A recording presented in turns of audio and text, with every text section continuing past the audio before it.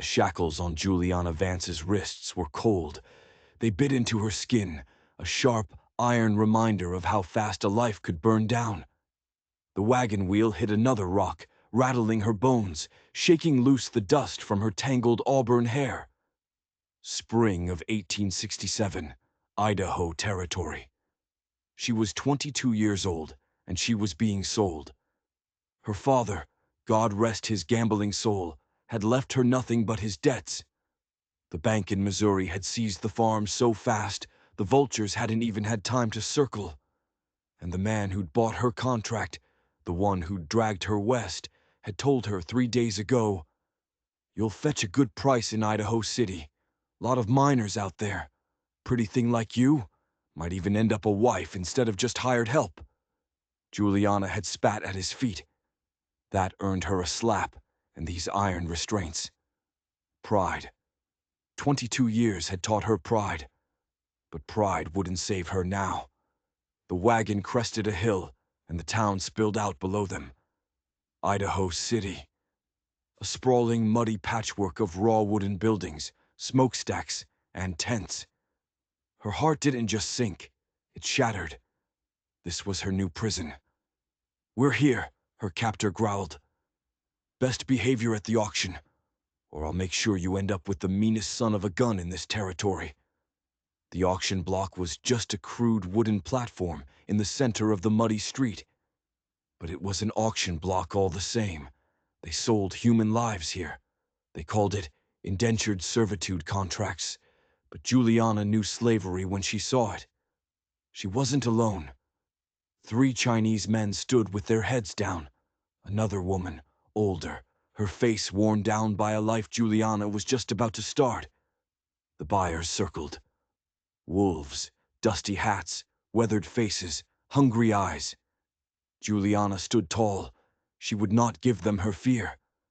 Her green eyes flashed defiance, even as the auctioneer began his call. "Young woman, strong back, 5 years of service to pay off a debt of 400. The bidding started. 200. 250. The numbers climbed. Juliana forced herself to be stone. A rough-looking miner with yellowed teeth and a matted beard raised his hand. 350. The auctioneer grinned. 350 from Mr. Hardin, a fine price, going once. Juliana's stomach turned to ice. This was it. This was her new master. The man smelled of stale whiskey and sweat from 10 feet away. 350 going twice. $400. The voice cut through the crowd like a clean, sharp knife. It wasn't a shout. It was a command. The rabble went quiet. The crowd parted. He sat on a tall chestnut stallion, looking down at them. He wasn't a miner.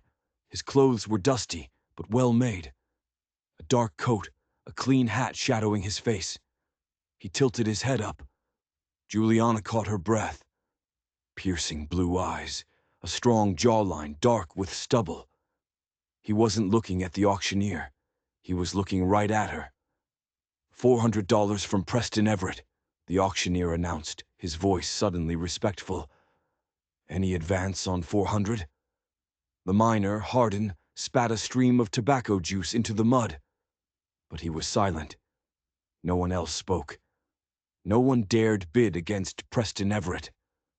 "Sold to Mr. Everett for 400. The iron shackles were struck from her wrists, a moment of relief, swallowed instantly by dread. A paper was thrust at her, the contract. 5 years of her life signed over to a stranger. She watched him dismount, smooth, confident. His spurs jingled. He walked past her, ignoring her completely. He paid the auctioneer in cash, his movements economical, precise. Then he turned. He didn't speak to her. He just took the lead rope that had been attached to her bindings. "Come along," he said. His voice was neither cruel nor kind. It was just empty. "We've got a long ride ahead." Juliana had no choice. She followed him. He led her through the town like a new horse, the rope held loosely in his hand. A wagon waited at the edge of town, loaded with supplies. A young Mexican man sat at the reins. "Miguel, this is Miss Vance. She'll be joining us at the ranch," Preston said. "Señorita," Miguel nodded. He didn't look surprised. Juliana found her voice. It was scratchy, raw. "I'm to work your fields, I suppose." Preston Everett turned to look at her. Really look at her. His expression was unreadable. It was like looking at a calm, deep lake. You couldn't see the bottom. "No," he said. "You'll work beside me instead." He offered her a canteen. She was so thirsty, she took it without thinking. The water was clean, cold. She drank, then lowered it, her eyes narrowing. "What does that mean?" "It means you won't be breaking your back in my fields," Preston replied, taking the canteen back. "I need help running my ranch accounts, correspondence, household matters, things I have neither the time nor the talent for." Juliana stared at him. The shock was so profound, it left her speechless for a moment. You bought a bookkeeper," she whispered, "at a slave auction." A flash of something. Anger? Shame? It crossed his face so fast she almost missed it. "It's not a slave auction. It's a contract fulfillment." "Call it what you will, Mr. Everett," she said, her voice hardening. "You own me now." His blue eyes met hers. They were cold as a mountain river. "I own your debt," he corrected. "And I intend to see it paid. Fairly." The wagon pulled away from Idaho City. Juliana sat stiffly beside her new master. He'd rescued her from the miner, only to put her in a different kind of cage. Was his promise of fair treatment real? Or was it just another lie in a world that had shown her nothing but lies? The journey took the rest of the day. They rode south, winding through hills of sagebrush and pine. The land was beautiful and brutal. Juliana said nothing. She just watched her prison grow larger around her. "The Double E Ranch is just beyond that ridge," Preston finally said, breaking hours of silence. "My father established it 15 years ago." "And where is your father now?" Juliana asked. The silence was more uncomfortable than the question. "Dead. 3 winters past. Pneumonia." His bluntness surprised her. "I'm sorry for your loss." He just nodded, said nothing more. Miguel, the driver, glanced back at them, then quickly looked away. They crested the ridge. Juliana's breath caught. It wasn't a farm, it was an empire. A massive 2-story house built of sturdy logs, a barn bigger than any she'd ever seen. Outbuildings, corrals, and cattle. Hundreds of cattle grazing as far as she could see.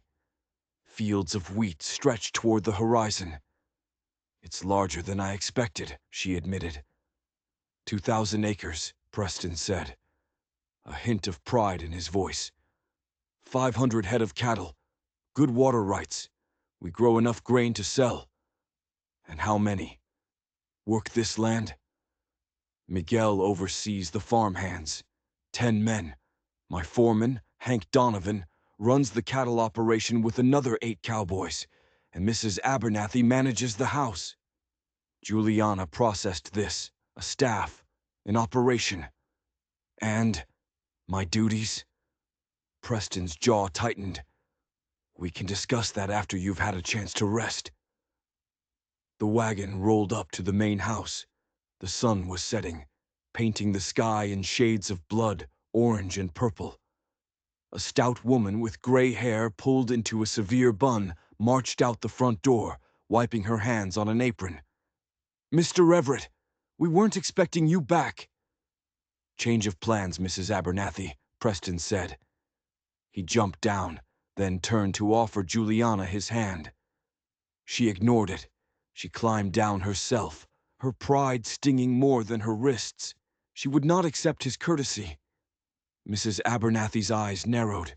She took in Juliana's dusty, torn dress, the defiance, the tension. And who might this be? "This is Miss Juliana Vance," Preston said, his voice level. She'll be staying with us. She'll be helping with the ranch accounts and correspondence. The housekeeper's eyebrows shot up, but she just nodded. I'll prepare the small bedroom at the end of the hall. Supper is in an hour. She turned and vanished back inside. Come inside, Preston said. You must be tired. Juliana followed him reluctantly. The inside of the house was stunning. A huge main room, a massive stone fireplace, comfortable furniture, and books, shelves and shelves of books, more than she'd seen in her life. You have a beautiful home, she said, her voice stiff. Thank you. He took off his hat. Thick, dark hair. Mr. Everett, she said, stopping him. I think we should be clear about my position here. What exactly do you expect of me? His blue eyes met hers. They were direct, unwavering. I expect you to help me bring order to the business side of this ranch. My father kept meticulous records. Since his passing, I've let things slide. I'm a rancher, Miss Vance, not a bookkeeper. And that's all, just accounting work. His expression hardened. If you're asking whether I purchased your contract for immoral purposes, the answer is no. He said it so bluntly, she blushed. You'll have your own room, with a lock on the door. Your virtue, such as it may be, is safe with me. The insult stung like a whip. My virtue is intact, Mr. Everett, despite what you may think of women in my position. A flash of regret crossed his face. That was uncalled for. I apologize. He ran a hand through his hair, a gesture of frustration. The truth is, Miss Vance, I need help. This ranch is growing too fast. And when I saw you on that auction block, you saw an opportunity, she finished for him. I saw someone who didn't deserve to be there, he corrected, his voice low. Your dignity. It suggested intelligence, backbone, qualities I need. Before she could answer, Mrs. Abernathy appeared. Your room is ready, Miss Vance. I've laid out some clean clothes. Thank you, Juliana said, grateful for the escape. We'll talk tomorrow, Preston said. Get some rest. You're safe here. Safe. She followed Mrs. Abernathy upstairs. Safe was a relative term. She was still a prisoner, bound by a contract she never signed. The room was small, but clean. A narrow bed, a dresser, a small writing desk. And just as he'd promised, there was a key in the lock. Mr. Everett said you're to help with the accounts, Mrs. Abernathy said, pouring hot water into a wash basin. Can you cipher then? Yes, Juliana said. My mother insisted on a proper education. I can read, write, and keep accounts. That'll be useful, the housekeeper nodded. Mr. Everett is a good man, but hopeless with figures. What happened to his mother? Juliana asked. Died bringing him into this world. It was just him and his father, until I came along 10 years ago. Juliana tried to piece together the man who'd bought her. He's not what you think, Mrs. Abernathy said, her voice softer. Mr. Everett isn't the type to take advantage. He's fair, decent. He bought me, Juliana said flatly. He bought your contract, the older woman corrected. There's a difference. You do well to recognize it. Now wash up. Food won't wait. The housekeeper left. Juliana locked the door, and for the first time since Missouri, she let herself cry. She washed away the dust, the shame, the terror. Then she got dressed. The cotton dress was too large, but it was clean. She went downstairs. Preston was at the dining table with Miguel and another older man. Miss Vance, Preston stood as she entered. This is Hank Donovan, my foreman. Hank, a weather-beaten man with kind eyes, nodded. Ma'am. The meal was simple. Roast beef, potatoes, fresh bread. She was starving. The men talked ranch business, fences, a new calf, the spring cattle drive. Juliana listened. Preston, despite his youth, She guessed he was no more than 30, commanded their respect. He knew this ranch, inside and out. "Miss Vance will be taking over the accounts," Preston announced. "I expect you all to provide her with any information she requires." Hank nodded. "About time. Your father would have had a fit, seeing how you've let the paperwork pile up." A ghost of a smile on Preston's lips. "He would have tanned my hide, grown man or not." After the meal, Preston and Miguel left. Juliana was alone with Hank and Mrs. Abernathy. "So, Miss Vance," Hank said, his tone kind. "Whereabouts you from?" "Missouri," she replied. "Long way from home. I don't have a home anymore." Hank's eyes softened. "Well, the Double E ain't a bad place to land. Preston works hard, but he's fair. His father raised him right." "So I keep hearing," Juliana said. "Though I find it hard to reconcile that with a man who purchases people at auction." Hank chuckled. "Reckon that's fair. But there's things you don't know about Preston Everett. Things that might change how you see him." Such as? It's not my story to tell," Hank said, rising. "But keep your eyes open, Miss Vance. You might be surprised by what you learn." He left. Later, alone in her room, Juliana turned the key in the lock. Preston Everett was a puzzle. A man who bought contracts, but was called decent. A master who gave her a lock. Tomorrow she would start her new life as his bookkeeper. 5 years stretched before her. She made a vow. She would do the work. She would pay the debt. But she would never let this man break her spirit. And when her 5 years were done, she would walk away from this place and never look back. Morning came with the sound of roosters and cattle. Juliana woke, disoriented. Then she remembered. The ranch, the contract. Mrs. Abernathy had left more clothes outside her door. Simple, second-hand, but clean. She dressed in a blue calico and went downstairs.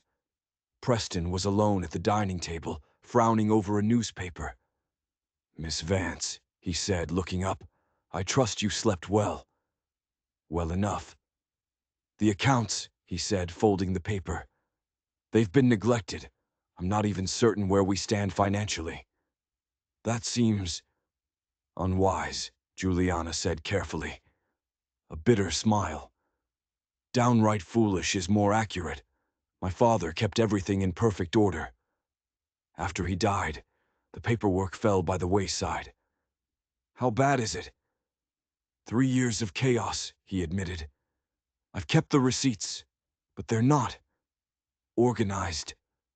Juliana almost smiled. "And you expect me to make sense of 3 years of your disorganization?" "I'm hoping you can," he said. "I wouldn't blame you if you ran screaming back to the auction block." The mention of the auction sobered her instantly. "I doubt I'd receive a warmer welcome there." Preston's face grew serious. "No, I suppose not." He set down his fork. "Miss Vance, I want to be clear. While your contract legally binds you to 5 years of service, I have no intention of treating you as anything less than an employee." "An employee can leave," she pointed out. "I cannot." "True," he acknowledged. "But I hope, in time, you'll see this as preferable to the alternatives." She couldn't argue with that. After breakfast, he led her to the ranch office. Juliana stopped in the doorway. She stared. "You weren't exaggerating," she said faintly. "It was chaos. Every surface, the desk, the chairs, the floor. Piled high with papers, ledgers, receipts, letters, bank drafts. Stacks threatened to topple." "I may have understated the problem," Preston said, looking embarrassed. She stepped inside, picked up a leather ledger. The last entry was dated December 1864, just before his father's death. "I'll need to create a system," she said, thinking aloud. "Sort everything by date, by type." "Whatever you think best," he said. "The desk is yours." She looked around. This could take weeks." just to organize. Then it's fortunate we have 5 years, Preston said. He winced. I'm sorry. That was insensitive. But accurate, she replied coolly. I'll need you to tell me about your regular expenses, income, debts. I can do that this evening, for today. Perhaps just sort. He hesitated at the door. Preston, if we're to work together, I'd prefer you use my given name. Juliana lifted her chin. As you wish, Preston. Though I would remind you, our working relationship is not one I entered into willingly. Regret flashed in his eyes. Duly noted, Miss Vance. He left her alone with the mountain of paper. Juliana took a deep breath. She rolled up her sleeves, and she began to dig. By midday, she had made progress. Stacks for bank statements, stacks for receipts, stacks for correspondence. Her back ached. Her fingers were black with ink and dust. But there was a satisfaction in it, bringing order from chaos. Mrs. Abernathy brought her a tray. You missed the midday meal. Mr. Everett said not to disturb you, but I won't have you wasting away. Thank you, Juliana said, realizing she was starving. You've made good progress, the housekeeper said, surveying the room. It's a substantial undertaking, Juliana said, but not impossible. Mr. Everett said you were educated. Not many women get to learn business matters. My mother insisted, Juliana explained, and yet here I am. Life rarely gives us the choices we want, Miss Vance, Mrs. Abernathy said. The measure of a person is what they make of the choices they do have. She left. Juliana ate, her gaze drifting out the window. She could see Preston on his horse, moving among the cattle. A distant, lonely figure. He wasn't what she'd expected. He wasn't a brute. His staff respected him. But he had bought her, like livestock. No matter how comfortable the cage, it was still a cage. She returned to her work with a new determination. Knowledge was power, and nowhere would she find more knowledge about Preston Everett and his ranch than in these papers. If she was going to survive or find a way to shorten her indenture, she needed to understand the finances of the Double E. The answers were here, buried in the chaos. She was so absorbed she didn't hear him enter. You've accomplished more in one day than I managed in 3 years. Juliana jumped, nearly upsetting a stack of receipts. You should announce yourself, she snapped. My apologies, Preston said, looking genuinely contrite. I didn't mean to startle you. He leaned against the doorframe, dusty from the trail, stubble darkening his jaw. I've sorted most of the documents, she said, regaining her composure. Tomorrow I can begin reconciling. I'll need that information you promised. I thought we could discuss that over supper, he said. Hank and Miguel will join us. They can provide details I might overlook. That would be helpful. He hesitated. There's also the matter of your compensation. Juliana's eyebrows rose. Compensation. I assumed room and board were my payment. Legally, yes, he acknowledged. But I intend to pay you a fair wage for your work, $20 a month. Juliana stared at him. That was a generous salary. Half, he continued, will be set aside to reduce your indenture period. The other half will be yours to keep. She was floored. This would cut her servitude by more than a year. Why? She whispered. Why would you do that? Because it's the right thing to do, he said simply. Your skills are valuable. They should be compensated. I don't know what to say. You don't need to say anything, he replied. Think about it. Supper will be ready in an hour. He turned to leave. Preston. He paused, looking back at her. Thank you, she said, for the opportunity to prove my worth. A flicker of surprise, pleasure, in his blue eyes. You're welcome, Miss Vance. though I suspect it is I who will end up in your debt." He left. Juliana sank into the chair, her mind reeling. What kind of man was this? He bought her. He paid her. He respected her. He was a puzzle she couldn't solve. And for the first time, she wasn't sure she wanted to. Supper that evening was an education. Hank and Miguel laid out the ranch's operations, cattle pricing, grain yields, labor costs. Juliana listened, absorbed, asking sharp questions. "The spring drive will take 300 head, Hank explained. "Prices are good. The mining camps need the meat. And the grain. Last year, 2,000 bushels of wheat," Miguel said. "We're hoping for 3,000 this year, if the weather holds." Juliana was already calculating the income. The ranch was wealthy. Or it should be. After dinner, Preston asked her to join him on the front porch. The spring evening was mild. The sky was filled with more stars than she had ever seen. "It's beautiful here," she admitted. "My father used to say God took extra care when he made Idaho." They sat in the rocking chairs, the silence comfortable. "I've been thinking about your proposal," Juliana finally said. "It's more than fair." She paused. "Why did you really purchase my contract, Preston?"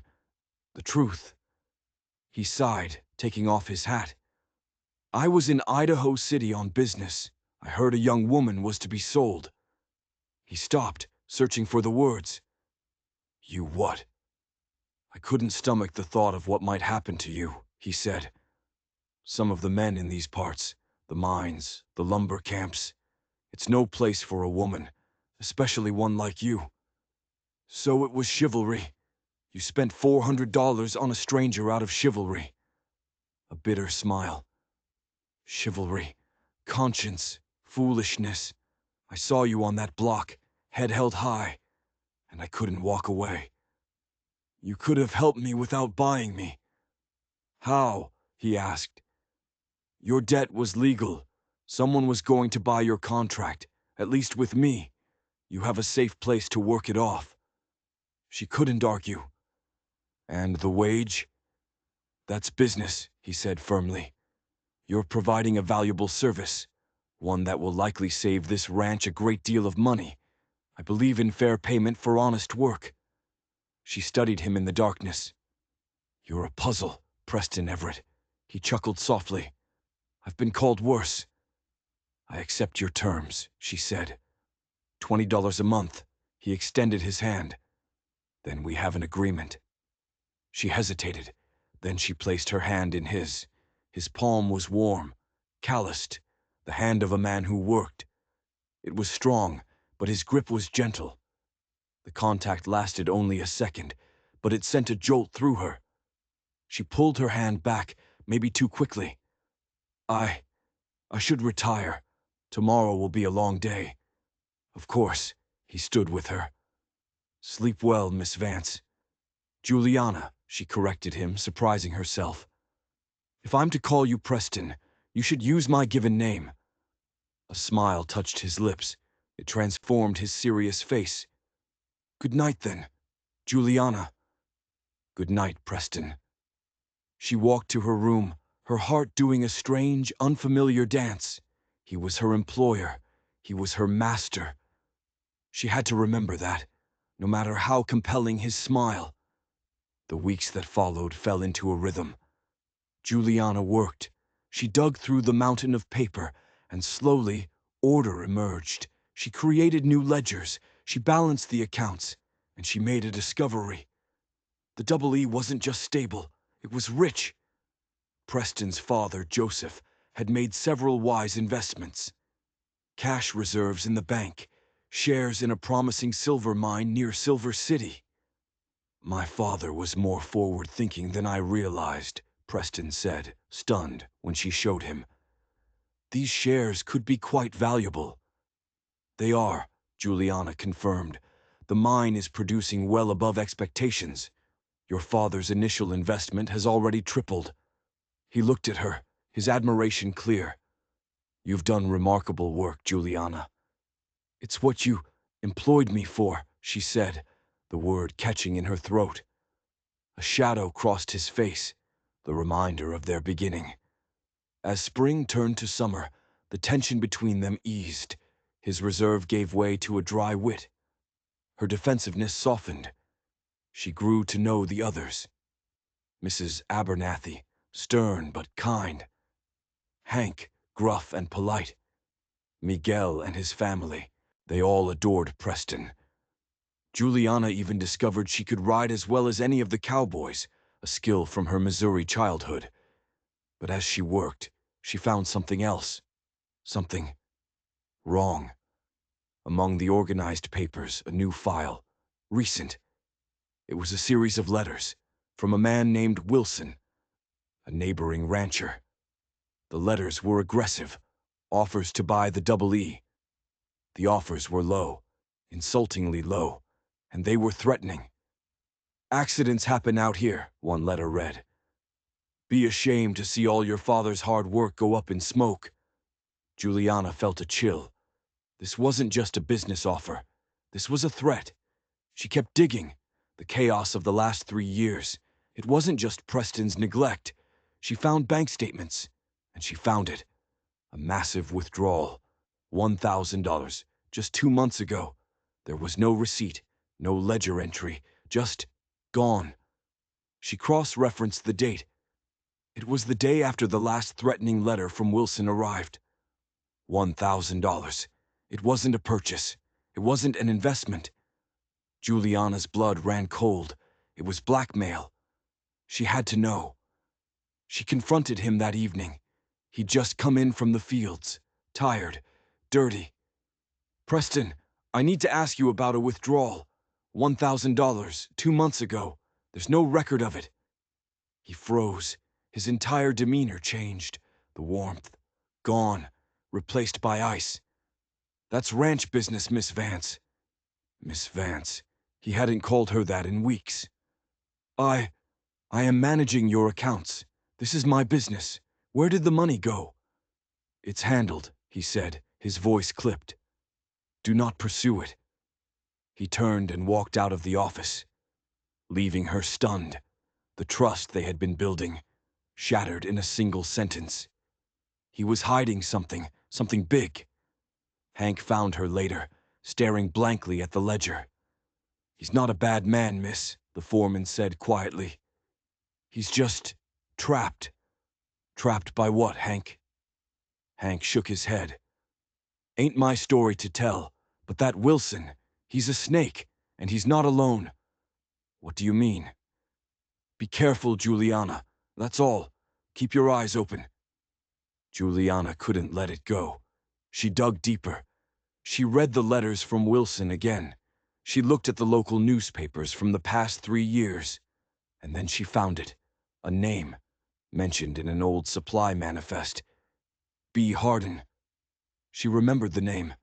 The auctioneer had called it. The miner. The one with the yellow teeth who had bid $350. The man Preston had saved her from. Her mind raced. She found more. Shipping invoices. Cattle sales. Wilson and Hardin were partners. They weren't just neighbors. They were working together. They were trying to muscle Preston off his land. The $1,000. It wasn't just blackmail. It was a payment to Hardin. Preston wasn't just disorganized. He was in danger. He was being threatened, blackmailed, and he was facing it all alone. A few days later, Hank reported that the fence on the north pasture, the one bordering Wilson's property, had been cut. I'll ride out, Preston said, his jaw tight. I'm coming with you, Juliana said. No, it's too dangerous. You hired me to manage this ranch's assets, she said, her voice firm. That land is an asset. I need to see it. I need to see what Wilson is claiming. He stared at her for a long moment. Then he nodded. Get your horse. The ride out was tense. Preston was silent, his hand never far from the rifle in his saddle scabbard. He was scanning the hills, watching. I know, Preston, Juliana said quietly. He didn't look at her. Know what? I know about Wilson, And I know about Hardin. I know about the $1,000. He stopped his horse. His face was a mask of fury. You had no right. I told you to leave it alone. How could I? You're being threatened. They're trying to steal your land. This is my fight, Juliana, not yours. You made it my fight when you bought me, she shot back. You made me a part of this ranch. Or was that a lie too? His anger vanished, replaced by a deep, weary sadness. You don't understand. Boom. Thunder cracked overhead. They both looked up. The sky, clear moments before, was now a roiling mass of black and purple clouds. A mountain storm. We need to head back, he yelled as the wind kicked up. It moved faster than they could ride. The sky opened up. Rain. Sleet. The old line shack, Preston shouted, pointing. This way. They urged their horses to a gallop, heads down against the stinging rain. They reached the small, dark cabin just as the storm unleashed its full fury. Preston jumped down, pulling her from her horse, half dragging her toward the door. Crack. A sound that wasn't thunder. The splintering of wood right next to her head. A rifle shot. Get inside! Asipa! Preston roared, shoving her through the door. He slammed it, throwing the heavy wooden bar. Another shot hit the door. They weren't just caught in a storm. They were being hunted. Get down! Preston yelled, dragging her to the floor. They crouched in the dark, cold cabin. Rain hammered the roof. Wind shrieked. And then, a voice from outside. Come on out, Everett. I know you're in there. Juliana's blood turned to ice. She knew that voice. Hardin, Preston whispered, his face grim. He crawled to his saddlebag, pulling out his rifle. Bring the girl, Hardin bellowed. She was supposed to be mine. He followed us, Juliana breathed, her body shaking. He knew we'd come here, Preston said. It was a trap. He cut the fence to lure me out. The cabin was freezing. They were soaked to the skin. Preston moved to the fireplace, striking a match. We need light and warmth, or we'll freeze before he even gets in. The small fire caught. In the flickering light, they looked at each other. There are blankets in that trunk, Preston said, his voice low. Get out of those wet clothes. Now. Both of us. It wasn't a suggestion. It was a command. There was no propriety here. Only survival. Shivering, they turned their backs to each other. Juliana stripped off her sodden dress, wrapping a rough wool blanket around her. Preston did the same, his wet clothes steaming by the fire. They sat huddled together, rifles in their laps, listening to Hardin rave outside. Why didn't you tell me? Juliana whispered, her teeth chattering. Why are you fighting this alone? Preston stared into the fire, the flames reflected in his blue eyes. Because it's not just about the land, Juliana. He took a shaky breath. My father, he didn't die of pneumonia. Juliana stared at him. What? What are you talking about? He was murdered, Preston said, his voice flat, dead. Wilson and Hardin, they were his partners, years ago. My father found silver on this land, the land Wilson borders. The story spilled out. His father, Joseph, he'd been a fair man. He'd drawn up papers. Wilson and Hardin got greedy. They wanted it all. Joseph refused. So they killed him, Preston whispered. During a winter storm, just like this, they came to the house, smothered him in his bed, made it look like the pneumonia had taken him in the night. My God, Preston. I knew it, he said, his voice shaking with a rage 3 years old. But I couldn't prove it. The sheriff said it was natural causes. The chaos in the office. It wasn't just neglect. It was Preston. Tearing the room apart, night after night, for 3 years, searching for the proof. searching for the original mining claim that would prove his father's sole ownership. And the $1,000, that was to a former ranch hand, Preston said bitterly. He saw Hardin at the house that night. He's been bleeding me dry ever since. Juliana finally understood. The sadness, the isolation, the desperation. He wasn't a puzzle. He was a man being crushed by his past. So Hardin's not just here to scare us, she said. He's here to finish the job, Preston confirmed. He and Wilson think I finally found the proof. They want it. And me? Preston's eyes met hers. The pain in them was terrible. He's here to kill me, Juliana, and he's here to take you. The storm was their only cover, but it was also their prison. Hardin was drunk. They could hear him yelling, taking shots at the cabin every few minutes. He's alone, Preston whispered, listening. I only hear one voice. Wilson's too smart to be here himself. What do? We can't just wait for him to get in. We won't, Preston said. His face was set. The storm is his cover, but it's ours too. He moved to the back wall, where a small, boarded-up window was. He's watching the front door. We go out the back, run for the horses. He'll hear us. He's drunk, and the wind is howling. It's our only chance. He used his rifle butt to quietly knock the boards loose.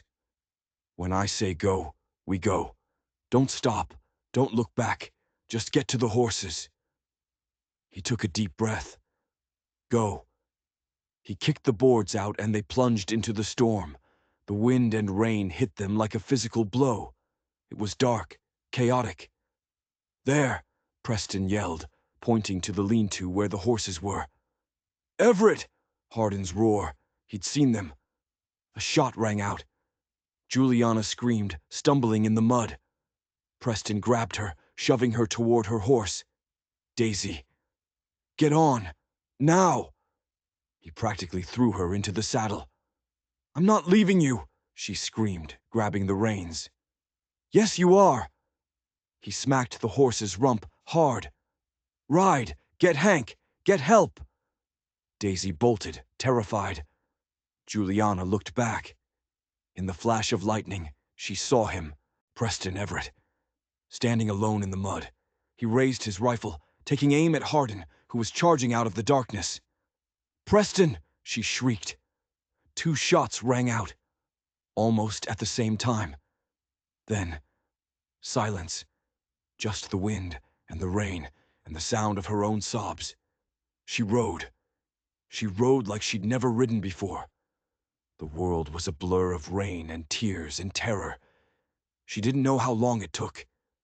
She burst into the ranch yard, sliding off Daisy before the horse even stopped. She fell, scrambling in the mud, screaming, Hank! Miguel! Hank! The bunkhouse door flew open, Hank rifle in hand. Juliana! What in God's name? It's Hardin! She wept, grabbing his shirt. At the North Line shack. He has Preston. I heard shots. He's hurt. Oh God, Hank, he's hurt. Hank's face went pale. Miguel, get the men, all of them, now. Within seconds, the ranch was alive. Men grabbing rifles, horses being saddled. A small army. Juliana grabbed the reins of a fresh horse. I'm going. Like hell you are, Hank growled. It was my fault. I'm going. Hank looked at her, saw the iron in her eyes, and nodded. Stay behind me. They rode back into the storm. It was dying now, the rain easing to a drizzle. The ride was a nightmare. Every shadow was a threat. They reached the line shack. It was silent. Eerily silent. Preston, Hank called out. Nothing. They dismounted, rifles ready. They found Hardin first. He was face down in the mud, dead, shot clean through the chest. Juliana felt a wave of relief so strong her knees buckled. He did it, she whispered. Preston won. But where was he? Preston, she yelled, running into the cabin. It was empty. He's not here. Hank and the men fanned out. "Hank!" Miguel called. "Over here!" They ran, in the mud, near where the horses had been tied. Blood. A lot of it. And tracks. "He's wounded," Hank said, his voice grim. "Hardin must have hit him." "But where did he go?" Juliana cried. "He wouldn't just wander off." Hank knelt, studying the ground. "Tracks," he said. "2 horses." Juliana's stomach knotted. "What? What do you mean? Hardin was alone." "No," Hank said, pointing. "Hardin's horse is still in the lean-to, but there were 2 other horses here. One was Preston's, the other, someone else." "Who?" "Hardin wasn't alone," Hank said, his face dark.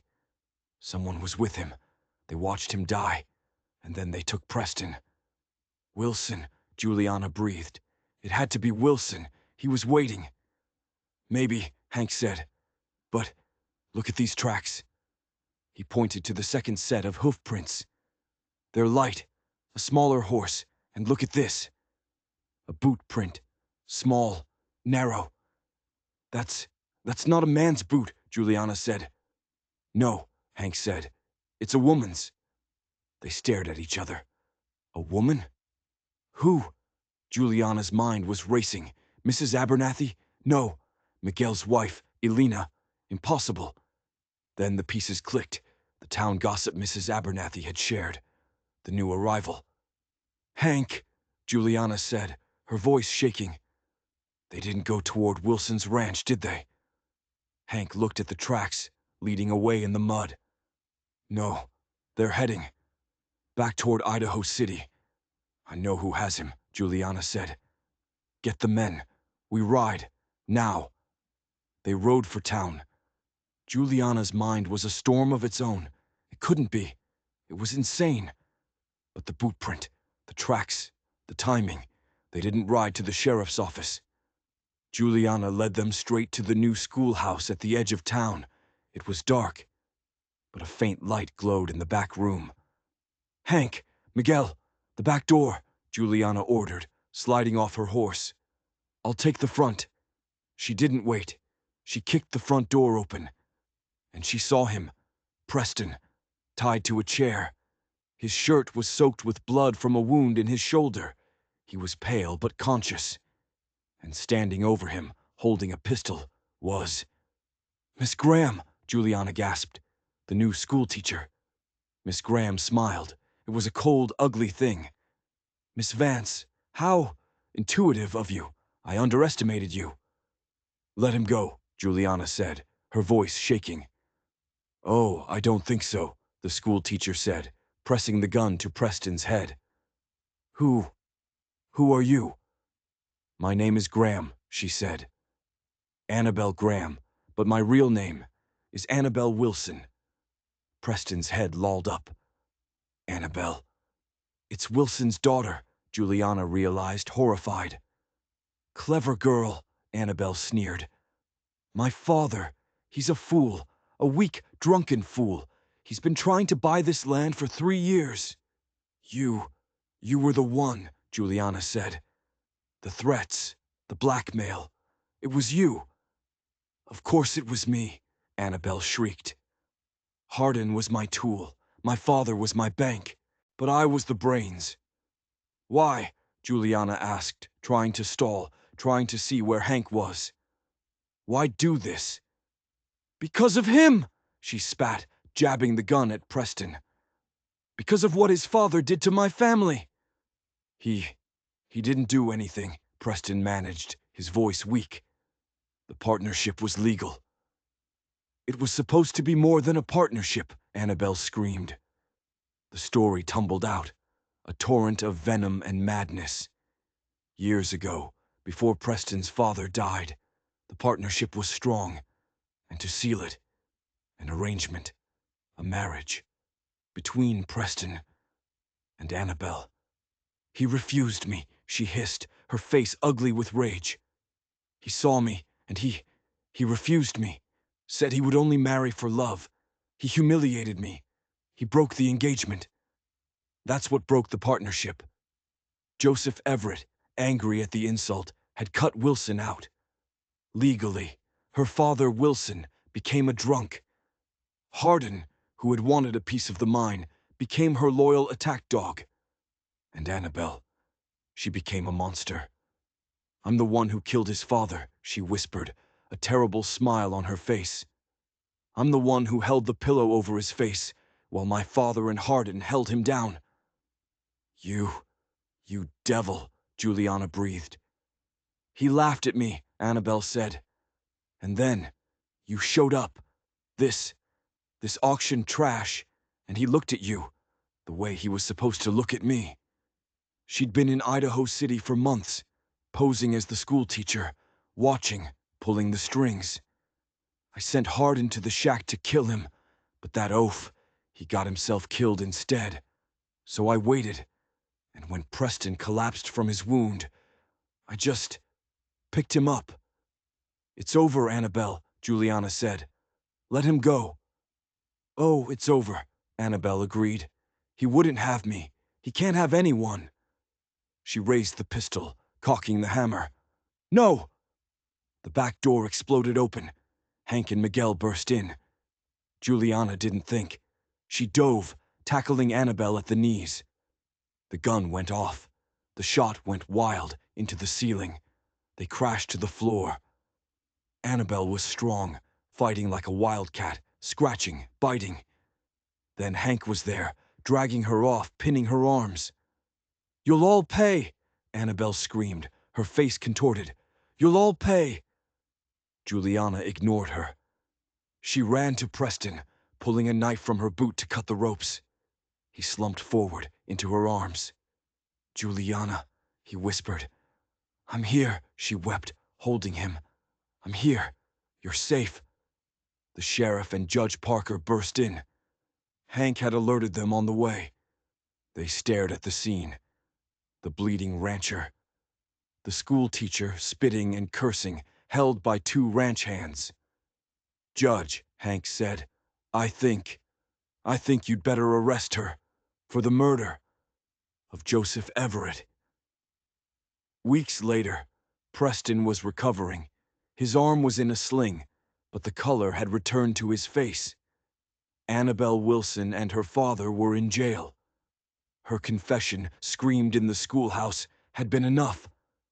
Hardin was in the ground. The threat was over. Juliana was in the office. The real accounts were finally done. The silver mine shares, the land, the cattle. The double E was secure. Preston walked in, watching her work. "It's done," she said, closing the ledger. "The ranch is solvent. You're safe." "We're safe," he corrected. He walked over, standing close.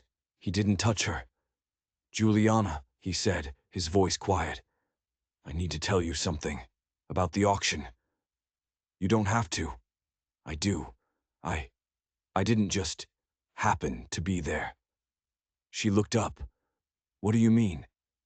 "I knew you were coming," he said. "Hardin.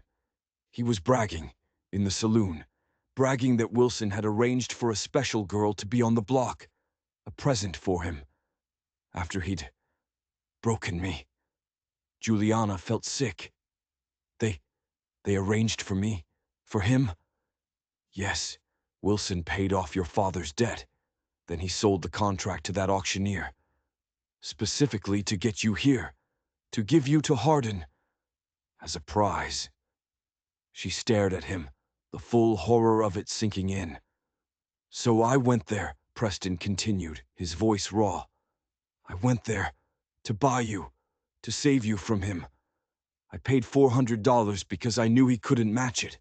It was every cent I had left, after Annabelle's last blackmail payment.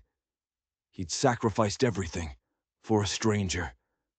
"And the job," she whispered. "The accounts?" That was a desperate hope," he admitted. "I did need the help, but I would have bought you, Juliana, even if you couldn't read a single word." He reached into his desk. He pulled out a piece of paper, her contract, and he tore it in half. "Preston, it was never real," he said. "I tore up the original the day you arrived. The moment you walked into this house, you have been free. This entire time. She stared at the torn paper. But why? Why let me work? Why the wages? The 5 years? He looked at her, and for the first time, she saw no puzzle, no shadows, only love. Because how else could I keep you here? He said, his voice breaking. How else could I convince you to stay? I couldn't chain you, and I couldn't just ask. You were free, but I was afraid. I was so afraid that if you knew, you'd leave. He took a shaky breath. I've been in love with you, Juliana, since you stood on that block and looked at me with fire in your eyes. Tears streamed down her face. She stepped forward. I'm not your captive, Preston. I'm not your employee. I know, he whispered. You're free. You can go. Anytime. I'm not going anywhere, she said. She stood on her toes, and she kissed him. I'm not staying as your bookkeeper, she whispered against his lips. I'm staying as your partner. He pulled her close, his good arm holding her like she was the most precious thing in the world. Marry me, Juliana. Yes, she breathed. Yes. 6 months later, on a crisp winter day, Juliana Vance became Juliana Everett. Judge Parker officiated. Hank was the best man. Mrs. Abernathy cried. The ranch thrived. The silver mine boomed. They bought the Wilson property at a state auction. They built an empire, not on debt or murder or revenge, but on a partnership. Years later, they stood on the front porch, watching their children, 2 boys and a girl, play in the yard. It started as a contract, Preston said, pulling her close.